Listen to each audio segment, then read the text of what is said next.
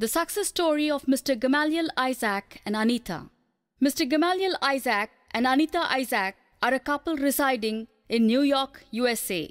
This couple married late in life, and so they were unable to have a child. They tried to adopt a child, but there were many obstacles to do so. They thought they would never have a child. One day, Anita was at a magazine store and saw the headline, "Wombs for Rent," on the cover of a magazine. The article was about the fertility clinics in India. After reading the article, they approached the clinic and their first baby girl was born with surrogacy and egg donation. She is a real treasure and has brought them great joy. But the story did not end there. They wanted to have another child as a companion for their daughter. Anita grew up as a lonely child and was unhappy for not having a brother or sister, and she didn't want her daughter to be unhappy. They did not choose their first clinic for a second child because of raised treatment rates to levels that they could not afford and are still paying off the loan they took to pay for their first child.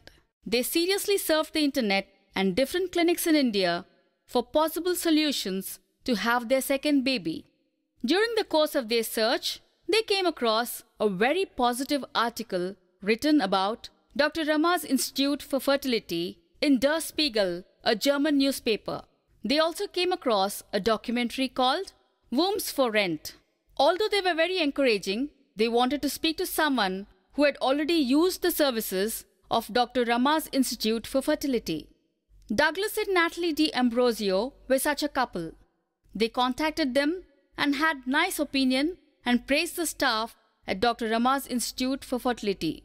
That, combined with a very good value for the services offered, convinced them that Dr. Rama's clinic was the right one to choose. It turned out that they made the right choice. They were able to get a pregnancy with a single attempt, which culminated in the birth of a beautiful baby boy on the 17th April 2011. These are a few words of appreciation in the couple's own words. Every child is a miracle, and Dr. Rama Devi's clinic not only helps make miracles happen, but makes them affordable. Last but not the least, for the couple who are facing a problem to have children, I would like to say a few words about Dr. Papolu Ramadevi and her team. Their enthusiasm, energy, involvement and dedication were a constant source of inspiration and spiritual energy which made us take up infertility as a challenge. Her individual interest in her patients, her involvement is to be greatly appreciated, which never let us lose hope. Patience, perseverance and individual attention is what they provide exclusively at Dr. Rama's IVF Center, for which it is the most successful fertility center. I was the one who found out first about the Institute, and it was through the internet actually. And it looked like you had a very good deal, and also, so then I started reading about you.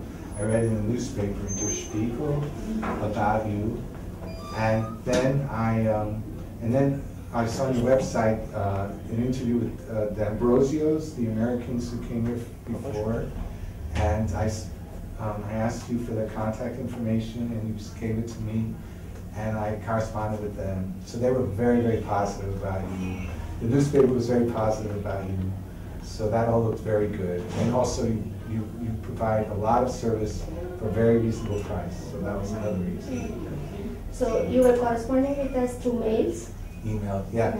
It's much easier through emails than on the phone because they're time difference. So how was the initial response and follow-up response from our institute to your email?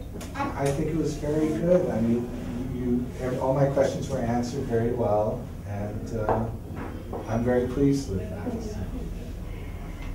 Like, when did you decide on the treatment part that you made up your mind that you are going to have an IVF treatment with us?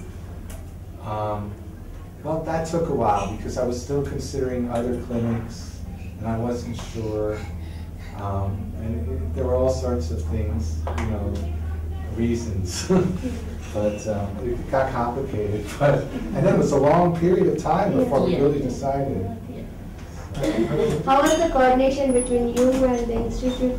After the pregnancy, because many times people get scared how the surrogate, whether she is eating food properly, whether she is coming for the checkups, all those doubts will be there, and your anxiety. So how did you cope up with that? Oh, well, I did have some anxiety. That's always going to happen, right? And you know, on the other hand, I partly feel I should leave you alone. I know you're all very busy people, so I didn't every day, what's going on with the surgery, you know? I thought I'll trust you. You know, sometimes in life you have to trust people, you know? Yeah. Thank you. And the procedure went easy, like for you to till the delivery and baby birth and your other arrangements once you came here, like. Yeah, I mean, I'll be frank, you know, as far as, I mean, I feel this clinic has done everything right, okay? India is India, so not everything in India is right. You know, for example, there are problems with the hotel. But that's not your fault, right? And, you know, it's very convenient, it's very close, so that's all good, you know. So, like, what is your overall experience Okay. from the day one till you get the baby in your hand? Okay. All right, I feel very positive toward your clinic, okay? I'm very positive to all the people here. And I think it's unfortunate, it's really the Indian government has created problems. And I think everyone here does everything they can to solve problems, and India does everything to create problems. So that's very unfortunate, but that's the way it is. But it's still, I mean, you know, it's worth it to have this child, you know, so. But, you know. No, one thing is clear, because anything related to the government, it is either in your country or in my country, it is not in our hands. Right. As far as our service is concerned, we try to be the best what we can do. But you can suggest us whatever problems you have in the institute, so that for the next patient we will improve. Right. The only real suggestion I have is that they should know what they have to do with the government, even though it's not your fault, right? They have to know, because people, if you know I'm going to be here for a certain amount of time, I mean, nobody knows exactly what's going to happen, but the more you know, you can tell your job, you know how to arrange your flights so you have enough time. These are all things, just letting you know, that's the best thing you can do, I think, really. What name we have given to him? Noah was the name. Noah Gamaliel, he was named after the rabbi who was killed in 2611. See, we were here when she was born. We went to Dr. Patel's clinic first. And a week after, we went to Mumbai or Bombay to because the U.S. consulate was there. And we became friendly with a lot of people there. And among those people, there was the Jewish people in the house.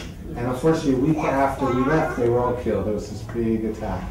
So we named the baby after one of them, the rabbi in the Philippines. So his name was the reverse. His name was Gabriel Noah, and we called him Noah Gabriel. And then partly also because I had a brother named Noah also, so it's named after him. Because my younger brother died a long time ago, so it's just a coincidence. And that's where the name comes from. So even after going over there, any problem, you can communicate with us.